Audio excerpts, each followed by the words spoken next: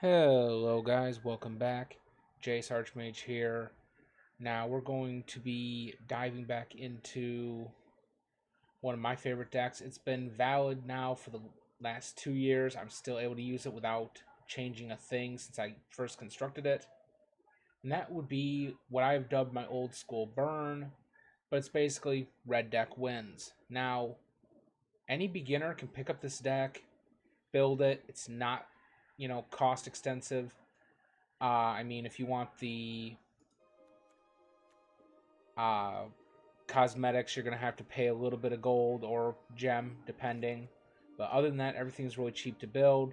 It's 4 Fanatical Firebrands, which are a common, G2 Lava Runner, uncommon, Shocks, again, common, Electrostatic Field, uncommon, Jaya's Greeting, common, Lava Coil, uncommon, Runaway Steamkin, rare, Viashino Pyromancer, common, Goblin Chain Whirler, rare, Risk Factor, rare, Skewer the Critics, common, Wizard's Lightning, uncommon, and then 18 Mountain.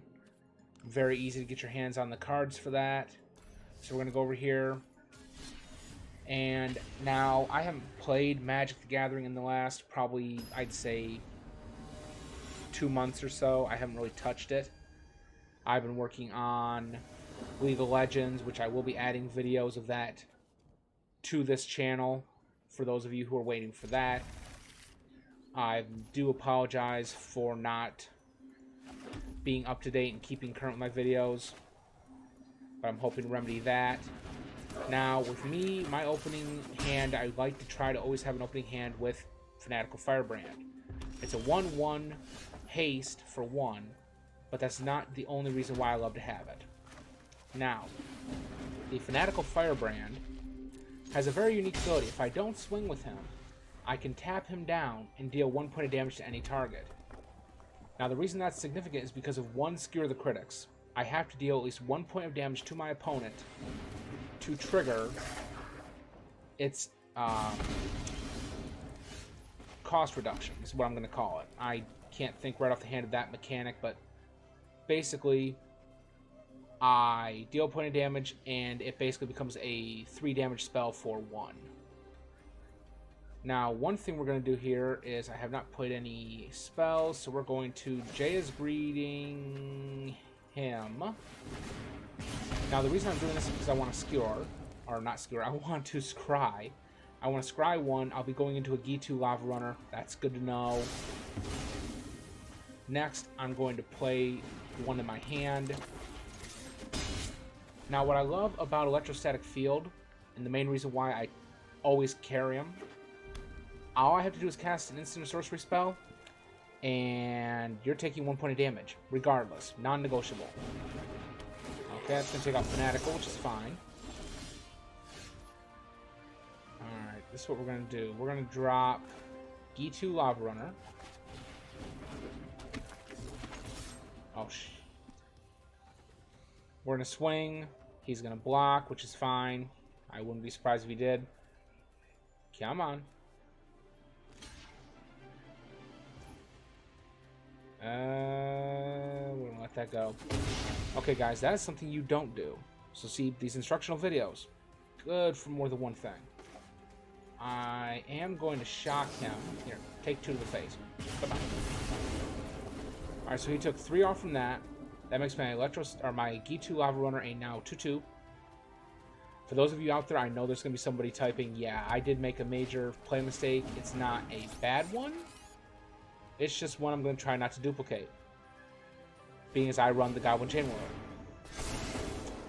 Okay, Lightning Strike took care of him.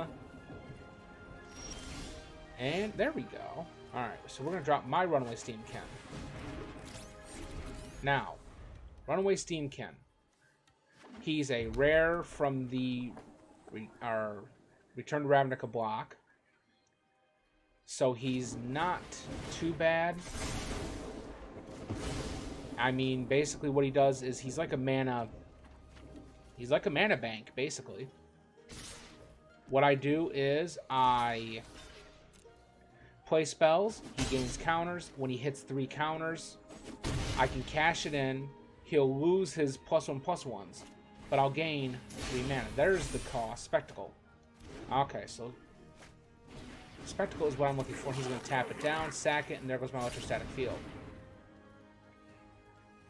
Now this is a different version of my deck. This actually looks like a previous version of my deck. Funnily enough. Yeah, it is actually card for card what I would have played and how I would have done it. Wow. I'm playing myself, guys. I'm going to deal a point of damage here. Now, the wisest move would be to get rid of the Goblin. Because the Runaway, he's going to have to cash it in. I mean, yeah, he's got 5 mana. Yep, shock, thank you. I'm going to take 4 to the face. Now would be time for... Perfect. Lava Coil. Okay. This is why I love this deck and why I feel it's so relevant. Now, I may have been, you know, getting run over for those last few turns. But the nice thing is, drawing a Lava Coil helps immensely. Now, I'm going to drop this. Odds are he's going to... Okay, he's more than got the points, and he's got game. Now, that's basically how my deck is supposed to function. I will be happy to say that I probably know this dude, and he's probably downloaded the deck recipe. Or either that or I've played him before, one of the two. But basically, let's take a look at the deck and kind of go over some touch points. Now, you need to remember, for those who are beginning to pick up cards and play, there's no failures.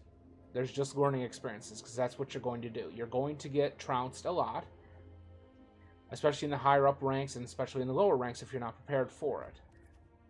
And you can't, you know, give people a chip of your bruised ego or your shoulder. You just got to take it and go, okay, now what did I do wrong? Now what did I do wrong? I misplayed a couple of cards. I didn't pay attention, didn't take an opening when I had it. May have picked a wrong creature to blow up at a time, you know. Learning experiences. Now, we have the Fanaticals.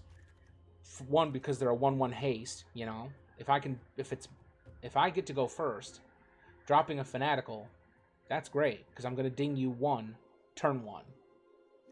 G2 Lava Runners. We run them because once 2 instants or sorceries are in the grave, he's a 2/2 for... he's a 2/2 with haste for 1. The shocks, creature control, bot my opponent, electrostatic field. Why do we run it? Again, play an instant or sorcery, gonna bot my opponent for 1. Jay's Greeting, we scry 1. Plus it's creature removal. Lava Coil, creature removal. Well, creature exile. This we would use on creatures who would trigger if they die. We blow them up, but we don't kill them. We technically exile them. And you can exile a pretty big creature, because you deal 4 damage for 2. Plus, if you're comboing that off from electrostatic field, my opponent's getting a bite, plus their creature's getting a bite. Now, Runaway Steamkin. These are our mana vaults, or, you know, mana banks. They store up to 3 counters. Once they reach 3 counters, now, not until they reach 3 counters can you pull those counters from them. Once they reach 3, you can rip the counters. He'll go back to being a 1/1, but you'll get 3 red mana. Now, Viashino Pyromancer. In for a couple of reasons. 1, he's a 2/1 for 2, but when he comes into play, I can either bop my opponent's Planeswalker, or I can bop my opponent. Chain Whirler bops everybody for 1, while everything my opponent controls. Creatures, Planeswalkers, them. That's in there because of Skewer the Critics. Has a spectacle cost of 1 as long as I dealt damage to my opponent before I played this. Wizard's Lightning. Gets cheaper as long as I control a wizard. It becomes a 3 damage spell that can burn anything as long as I pay 1 red mana and I control a wizard. Otherwise, I gotta pay 3 mana to do 3 damage. Risk factor, It's in there to kind of, let's be honest, it's in there to screw with your opponent. Target opponent may have risk factor, deal 4 damage to them, but if they don't, I get to draw 3 cards. So, all in all, I like it. Now, as you've seen, the deck does have some moments where it kind of, iron sharpens iron. If it goes up against itself, it kind of, it's down to who got the damage in first. But, all in all, I would say it's definitely a successful deck. It's still relevant. I mean, I picked up cards again recently, and it's walked me... Oh, season reset. Okay. Well, before the season reset, it walked me up to... Let's see here. If I can get in here. There we go. Constructed. Before the season ended, it got me to Platinum 2, which isn't bad. I mean, it's not great. But, again, you just got to take that long road and work to the best of your abilities. So for those of you who are out there who are thinking about picking up cards and playing, I highly recommend it. I mean, there's always tournaments to play. You can always even pay for these tournaments with gold instead of premium currency. If you don't have a lot of money lying around, there you go. You play with gold, or you play to pay, basically, kind of thing. It's reverse of pay to play. But all in all, I mean, it's a fun game. I highly recommend, anyone wanting to learn it, pick it up. I'll be doing some beginner guide videos. We'll be going through some of my other decks that function pretty well. I mean, I've got a myriad of decks here to play with. And what I love the most about MTG Arena, it's easier to pick up the card game through this than it would be to go to a store, because otherwise you got to spend oodles and oodles on cards, packs, starter decks, whatever you need to get going. Whereas on this, you can just open packs, unlock wild cards, use those wild cards to build whatever deck suits your fancy. You want to build a straight up mill deck? Build it. You want to build a green elf deck for historic? Build it. But I want to thank you guys for listening. If you guys like the videos, smash that subscribe button. Help me build the channel up. Once again, I do want to apologize for being gone for so long. I do hope to rectify the situation and kind of start uploading videos on, if not a daily basis, every other day basis. If I have more than one day off in a row, then there will probably be 2 or 3 videos coming up. But otherwise, you guys rock. Thanks for listening. If you have any comments, tips, suggestions, love to hear them. To all the beginners out there, rock on.